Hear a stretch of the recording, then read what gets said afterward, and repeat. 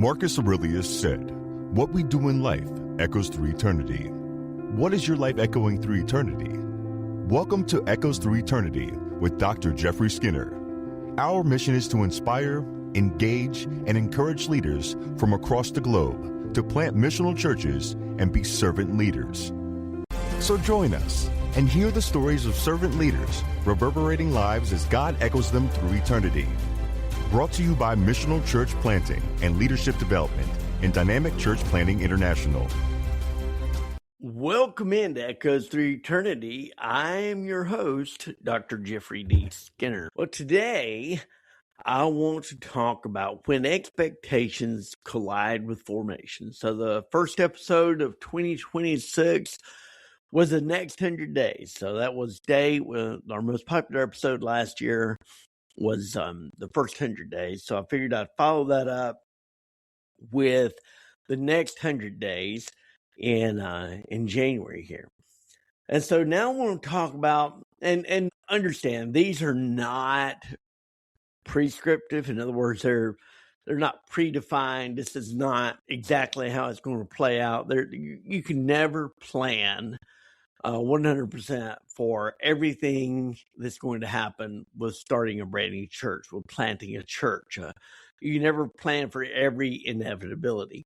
There's a lot that you have to discern, a lot the Spirit is leading, and you have to be adaptable. Canoeing the Mountains is one of the best books I read on by Todd Bolsinger on adaptable leadership, which is key in today's environment.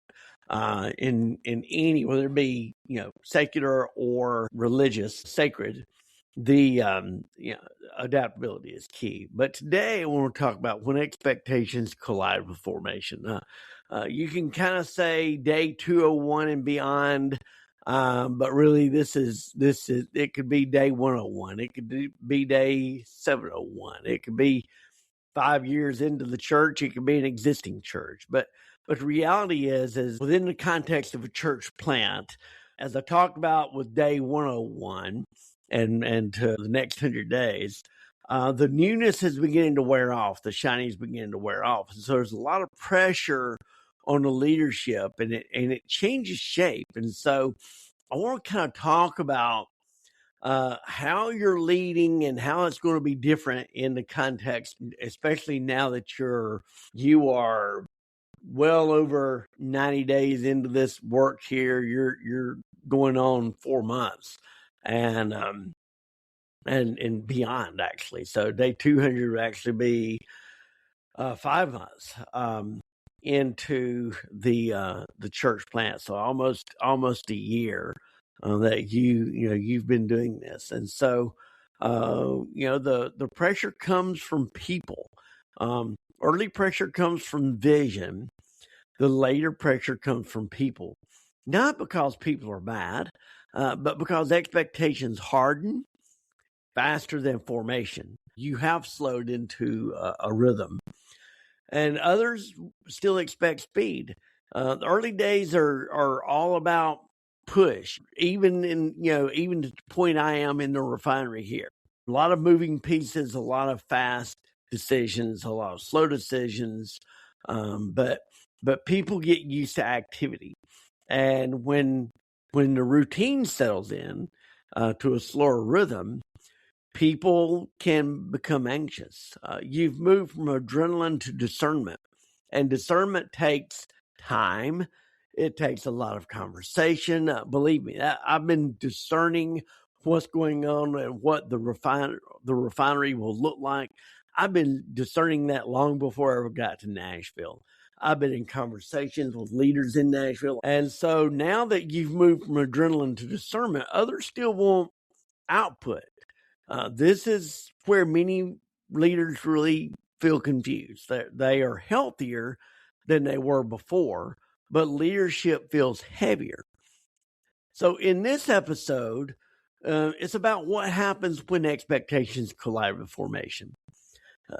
Expectations are set before formation has time to catch up. The first season trains people how to experience you. your urgency, your availability, your responsiveness, your willingness to absorb pressure. You do not mean to teach that, but systems learn quickly.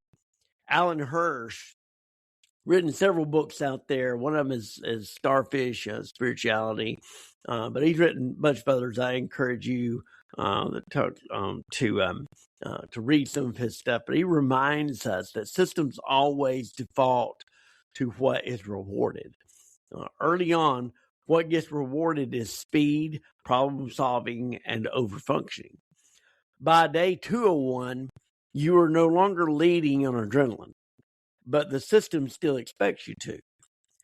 That gap creates tension, not because you are failing, because the system has not yet been reformed. You are constantly forming and shaping and reforming and reshaping your leadership, your discipleship, the systems that are there, especially in these early days, because as I said at the outset, you can't plan for every inevitability, and you can't script. Apostolic leadership disrupts settled expectations. Hirsch is clear about this. Apostolic leadership does not exist to keep systems comfortable. It exists to keep them faithful. One of the enemies of a church plant is comfort, because when people settle into comfort, they settle, and the outreach becomes harder. Getting volunteers becomes harder because people have settled into a routine. They become comfortable with the size and the people that are there. And the kingdom of God is never about comfort. There's nothing comfortable about a crucified life. So the systems help keep us faithful, but they can also create comfort, because a lack of chaos keeps us. Lack of chaos will have us settle. The chaos, the discomfort will create discomfort there. We don't want chaos, but we've got to balance that. There is going to be a certain level of chaos within our church plant, and you need to expect that. That kind of leadership, the apostolic leadership, always unsettles expectations. Apostolic leaders ask different questions. Why are we doing this? Who is this forming? What is this producing over time? Jesus led this way. The crowds expected constant access, and he withdrew. The disciples expected momentum. He slowed them down. The religious leaders expected predictability. He refused it. They expected the status quo, and he said, that's not me. Jesus did not manage expectations. He reformed people. When formation threatens control, here is where things get personal. When you begin leading from formation, some people feel lost. Anytime there's change, there's loss. Listen to John Maxwell on this. He talks extensively about loss when it comes to change. Not because you're less caring, but because they had learned to depend on your overextension. Alan Hirsch notes again that many churches unintentionally create dependency cultures where leaders are expected to absorb pressure so the system doesn't have to change. You can't do that. Formation breaks that pattern. It redistributes responsibility. It exposes unhealthy reliance. It invites shared ownership. And not everyone wants that. This is where leaders feel false guilt. The guilt that comes from misaligned expectations. Many leaders confuse disappointment with disobedience. They feel guilty when they stop responding immediately. Believe you, this is where I live. If somebody sends me an email or a text, I feel like I got to respond immediately. I'm trying to learn to protect that margin, which is what you've got to do. They protect margin. Good leaders will protect margin. They'll ask others to lead. This is extremely important for ownership within the church. Otherwise, you're going to be a lone ranger and your church will always remain small. Size is not necessarily the goal, but you don't want to be stagnant, and you've got to keep leadership fresh. You want to keep a constant flow of people in there, and leaders and numbers are people. They represent souls to be saved, and I don't mean just a soul. I mean a soul is the entire body. So leaders have to delegate. They have to ask others to lead. They refuse urgency without discernment. That guilt is not spiritual, it's systematic. Richard Ward would say this is the ego trying to maintain control through approval. Alan Hirsch would say this is a system resisting change. Either way, formation presses you to keep going. When people miss the old version of you, some people preferred you before you were formed. They liked the leader who always was available, fixed everything quickly, absorbed conflict, took blame for everything that was wrong, constantly apologized, ran on adrenaline. When you change, they feel disoriented. Brian Zahnd reminds us that Jesus disappointed people not because he lacked love, but because he refused to meet expectations rooted in power, access, or control. Formation will cost you approval, but it preserves your soul. Naming the shift without apology. Healthy leaders name formation clearly. Alan Hirsch emphasizes that adaptive leadership requires language. Unspoken change creates anxiety. Named change creates trust. So always explain what you're doing. Simple language is enough. My leadership pace has changed so this can last. We're sharing responsibility more intentionally. I'm choosing discernment over urgency. In the early days, I rushed in launching my first church, and I paid the price for that.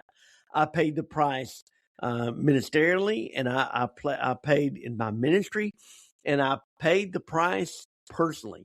My family paid the price early in those early days because I had urgency or discernment. You're not defending yourself. You are shepherding the system through change. Shauna Saunders Gaines, my pastor, often speaks about leadership that invites others into maturity rather than keeping them dependent. Formation invites others to grow up. What this collision produces over time. If you stay faithful, some expectations will soften. Some people will step up. Some systems will adapt. Some relationships will shift. Again, this is not loss. This is pruning. In Reachable, I write that discipleship requires proximity over time, not constant access. Alan Hirsch, I think, would agree. Movement happens when leaders stop being the center and start being catalyst. Formation turns leaders into catalyst. A word for the leader feeling the weight. If leadership feels heavier for you right now, you're not failing. You're leading at depth. If expectations feel louder, it does not mean you're wrong. It means formation is doing its work. Systems resist change. Institutions are almost impossible to change. They're like a battleship. The smaller you are, the easier it is to change. The younger you are, the easier it is to change. That's why they say the first 3 years are crucial for a church plant, because once you get beyond 3 years, you begin to get settled, and at 10 years, you're pretty much an established church. You have been fully absorbed into the institution. And again, I'm not trying to debase the institution of the church at all. Systems, institutions are important. They're venerable. They cement and finalize change and the best practices. But over time, they can be difficult to change. They're like a battleship trying to turn it around. You're not going to do that immediately. It's not a speedboat. Souls require formation. And so stay formed, stay clear, stay faithful. Day 201 teaches you how to live with resolved tension, not fixing it, not rushing it, holding it faithfully. You are not called to meet every expectation. You are called to form people who can share the work. That is how movements last. That is how leaders endure. That is how the church remains faithful. I encourage you to guard your rhythm, name your formation, trust God with expectations. He carries what you cannot. If this episode has been helpful to you, please share it with a friend, a pastor, a colleague. Again, this podcast is growing, but I still don't pay for this podcast.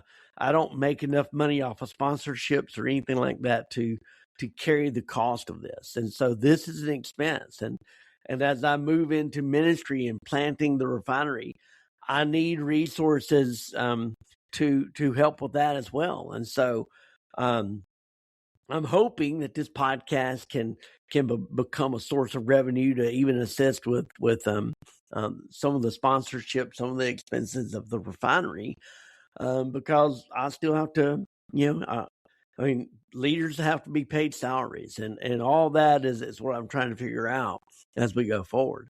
So bottom line, if you will share this, if you will comment on it, if you will like and subscribe to it, then that gets us towards the goal. We're expanding the kingdom here. This is not about me. I'm not trying to be famous. Don't want to be famous. I enjoy personal relationships. I enjoy getting to know people. The higher visibility you have, the less you're able to do that. And so, So that's why I say I'm not trying to be famous. I am trying to get this podcast out there and equip as many people as possible. Thank you again for making this one of the top podcasts in the podcast sphere last year. And with the help of the Lord, we'll continue that. In the meantime, I'm asking the same question I always ask. What is God echoing through your life today? If you enjoyed this, please like and subscribe.